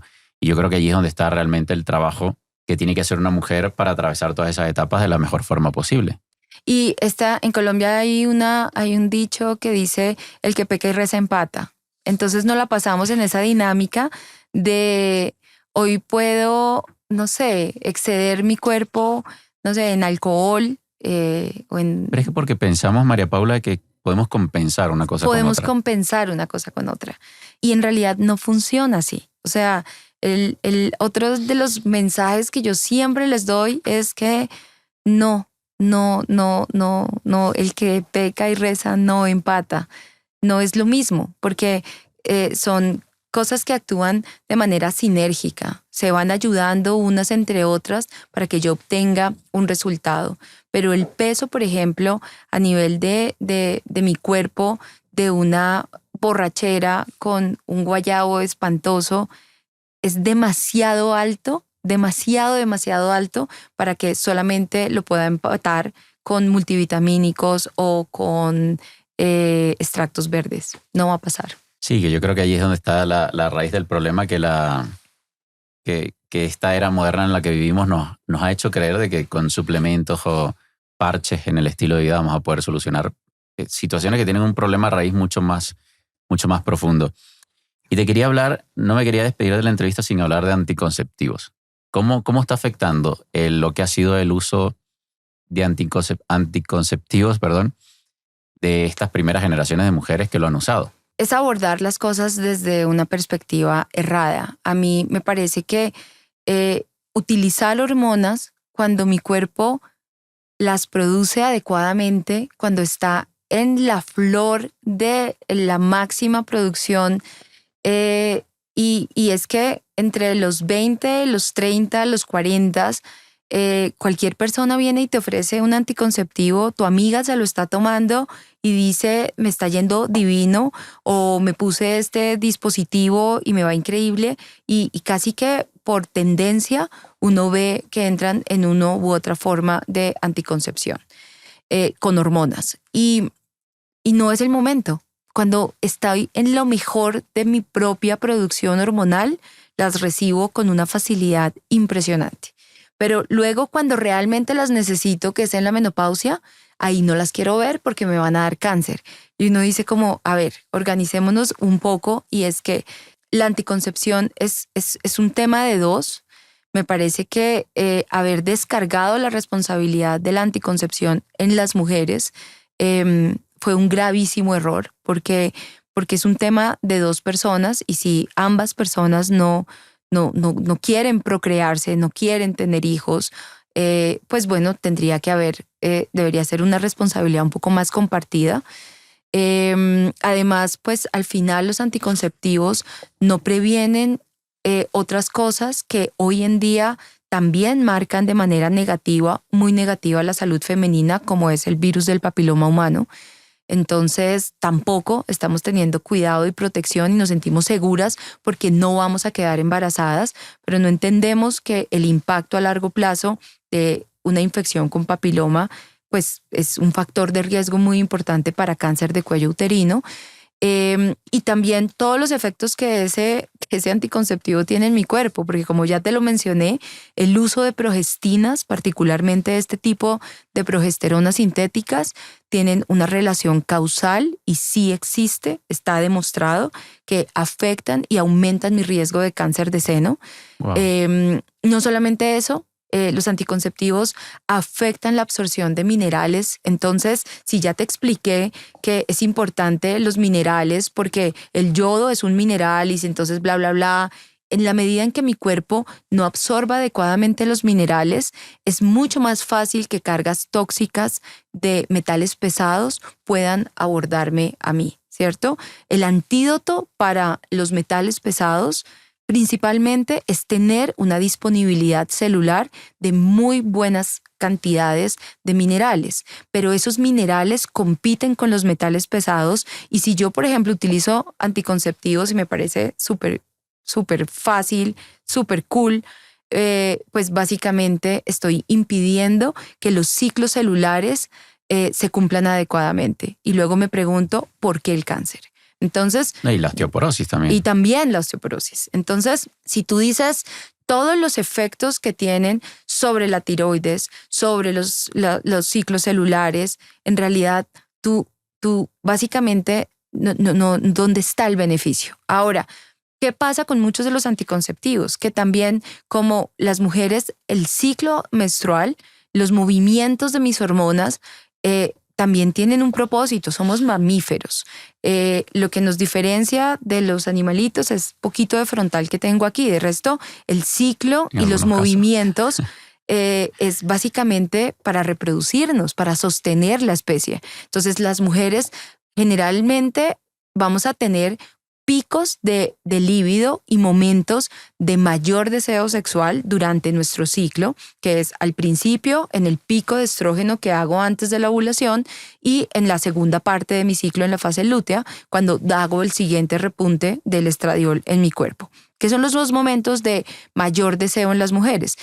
Eso se va con los anticonceptivos. Entonces, quiero no tener hijos, pero es que tampoco me van a dar ganas de tener hijos. O sea, tampoco voy a tener el beneficio de una vida sexual plena, maravillosa, súper salvaje, porque es que no te van a dar ganas si te estás tomando un anticonceptivo. Entonces, no, en realidad que uno hoy pueda decir, hay algún grupo de personas a las que tú les darías, yo te puedo decir, es un no rotundo.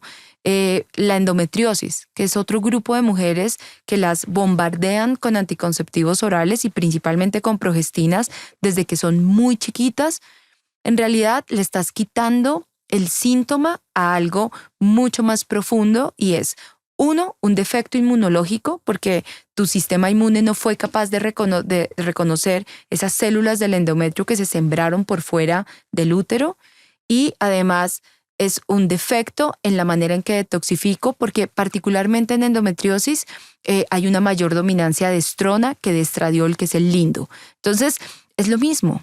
Mi cuerpo me muestra unos síntomas y yo básicamente bloqueo que él se exprese y que me diga que algo anda mal y lo abordo de una manera errónea que no me está solucionando absolutamente nada. Luego, estas mujeres les quitan el anticonceptivo y les dicen, pues eres infértil, pues obvio, por la endometriosis.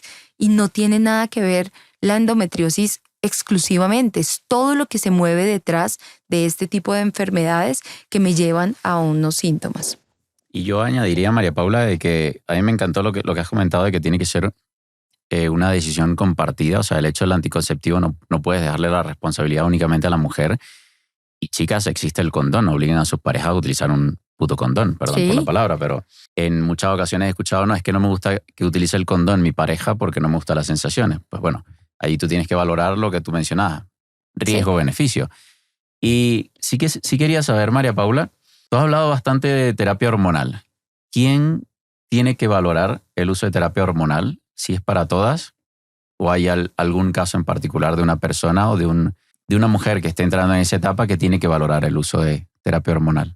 Yo siempre les digo, formular una terapia de reemplazo hormonal en Colombia, que todo es de venta libre, lo hace cualquier persona de farmacia. ¿Sí me entiendes? Tú llegas y le dices, quiero terapia de reemplazo, te va a sacar algo muy parecido a un anticonceptivo, que eso es lo que venden hoy como terapia de reemplazo hormonal.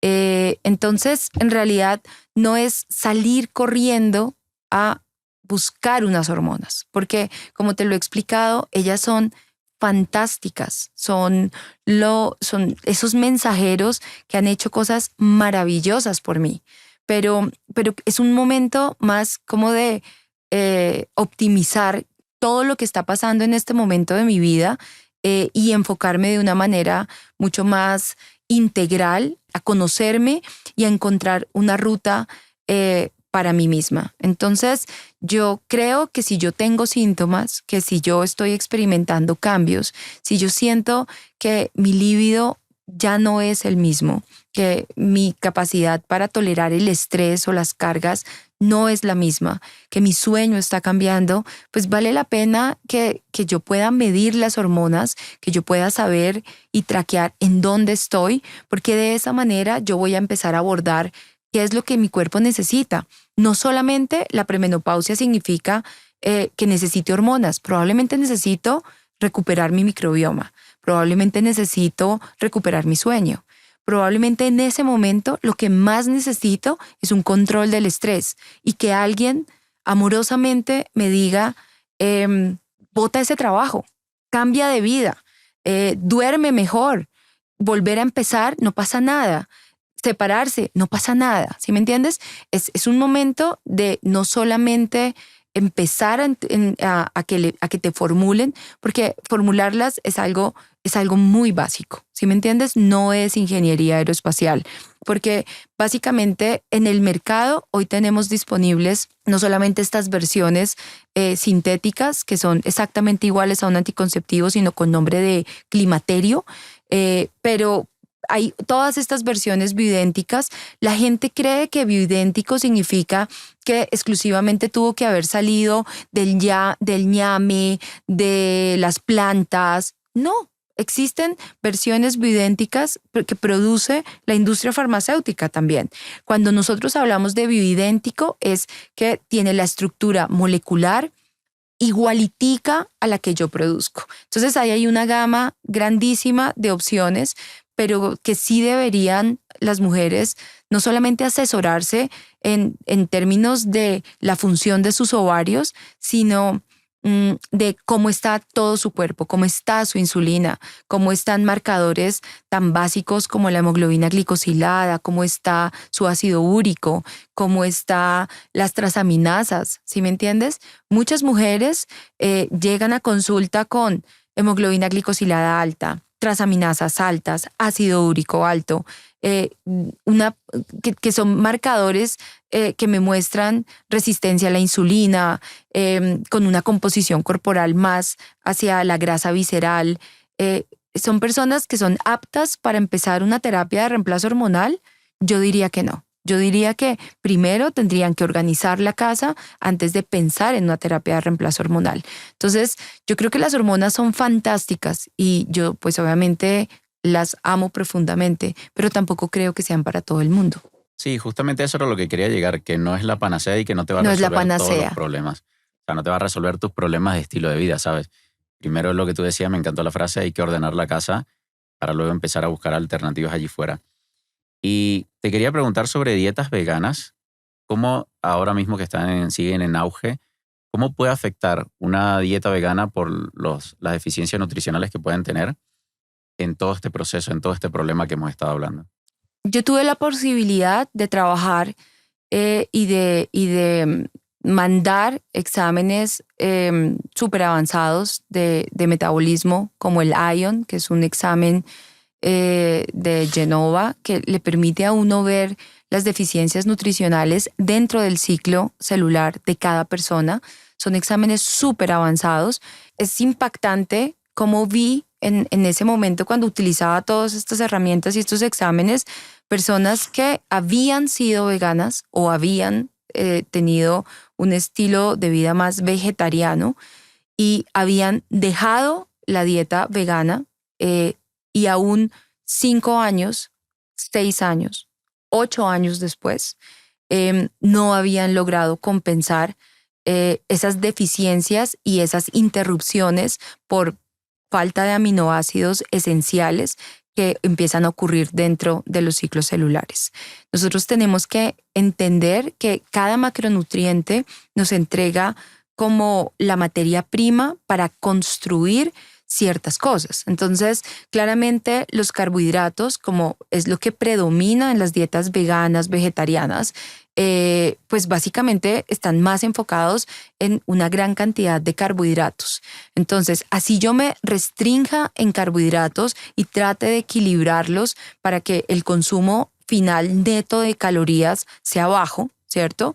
igual estoy en un déficit, porque mi cuerpo no solamente necesita carbohidratos, sino necesita principalmente proteínas, porque las proteínas se descomponen en aminoácidos, y los aminoácidos no es que entren libremente en mi cuerpo como loquitos y lo que haya se usa. No, eso no funciona así.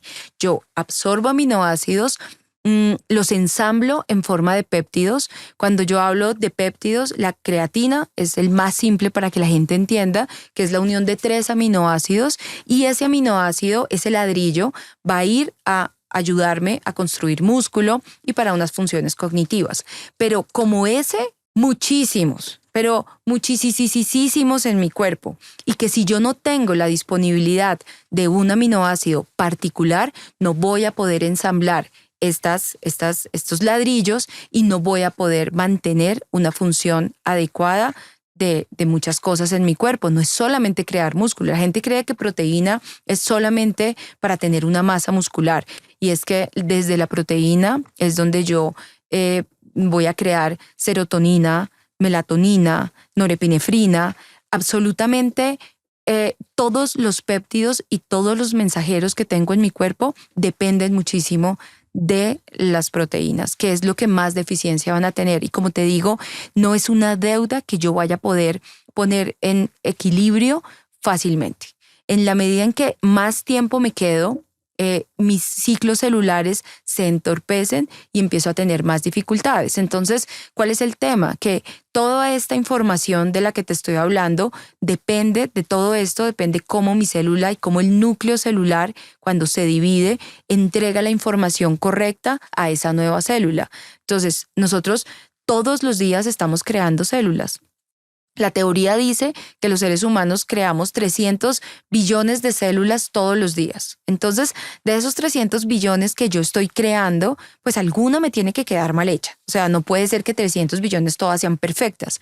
Mi sistema inmune se encarga de reconocer las que me quedaron mal hechas y eliminarlas de mi cuerpo.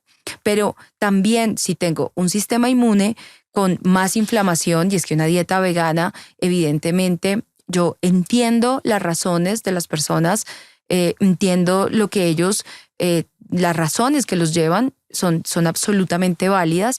El tema es que si tú me preguntas hoy si es una alternativa realmente sana para mi cuerpo, yo pensaría que no, porque definitivamente no hay manera de darle la talla a la cantidad de aminoácidos esenciales y no esenciales que mi cuerpo necesita si yo parto de una alimentación en base solamente a leguminosas, vegetales, frutas, bueno, todas estas cosas.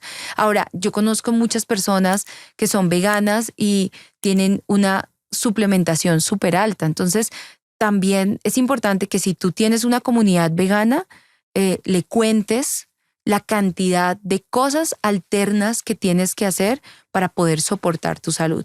Pero lo que yo veo es que generalmente tienen muchos problemas de insomnio, de fatiga, de muchos síntomas que se van presentando, y particularmente en las mujeres, de alteraciones hormonales, porque es que no tengo los sustratos para crear y construir los mensajeros que mi cuerpo necesita. Mire, yo quería agregar, ya para despedirme, yo tengo un amigo, obviamente por algunas razones no le puedo mencionar, que tiene una clínica aquí en Latinoamérica, y él me dice: David, la mayor parte de las mujeres que me llegan han sido vegetarianas, y es una clínica oncológica.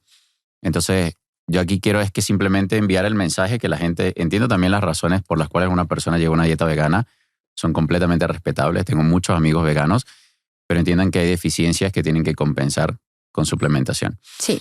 María Paula, yo únicamente espero que una mujer que haya escuchado esto haya salido con más información de la que llegó y no salga con más confusión.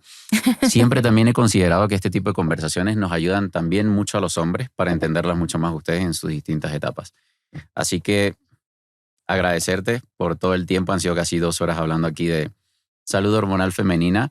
De verdad que siempre encantado de entrevistarte. Creo que es la 3ª vez ya que te entrevisto. Sí, es como la 3ª vez que nos vemos. Y quiero que seas tú quien se despida, quien obviamente le comente a las personas que nos van a estar viendo y nos van a estar escuchando dónde pueden seguir aprendiendo de María Paula, que sé que estás mucho más activa en redes sociales, y si quisieran consulta contigo, ¿dónde te pueden buscar?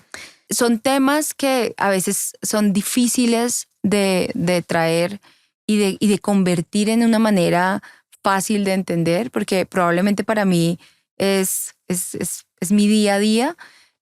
Transmitirlo a veces cuesta, pero como dices tú, ojalá haya sido entendible y pues de provecho, porque yo sé que hay muchas personas que probablemente no tienen el acceso a veces a una consulta, pero esta información por lo menos les da alivio en entender que los síntomas por los que están atravesando no son locura, no son demencia, no es que algo realmente catastrófico esté pasando, sino que es parte de la vida, de transitar esto de ser mujer y de las diferentes etapas por las que pasamos. Yo siempre les digo a las personas, y es que si yo voy a donde una persona con un síntoma y soy mujer, estoy en la premenopausia, en la menopausia, y me aborda exclusivamente con antidepresivos, ansiolíticos, se está perdiendo una gran oportunidad de verme de una manera mucho más integral, porque seguramente esos síntomas están más conectados con los cambios hormonales, y las invitaría a que sean muy compasivas con sí mismas y busquen ayuda de una manera mucho más completa.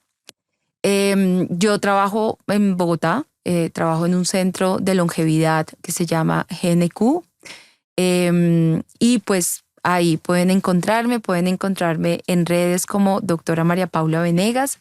Y pues obviamente gracias a ti por la invitación, por permitirme hablar, contar un poco de mi propia historia y compartir un poquito de lo que he aprendido en todos estos años. Nada, muchísimas gracias a ti y a las chicas que nos estén viendo y nos estén escuchando, que en la menopausia no se acaba la vida, empieza una nueva etapa y que simplemente tienen que aprender a llevarla y a disfrutarla. Así que muchísimas gracias, María Paula. No, a ti.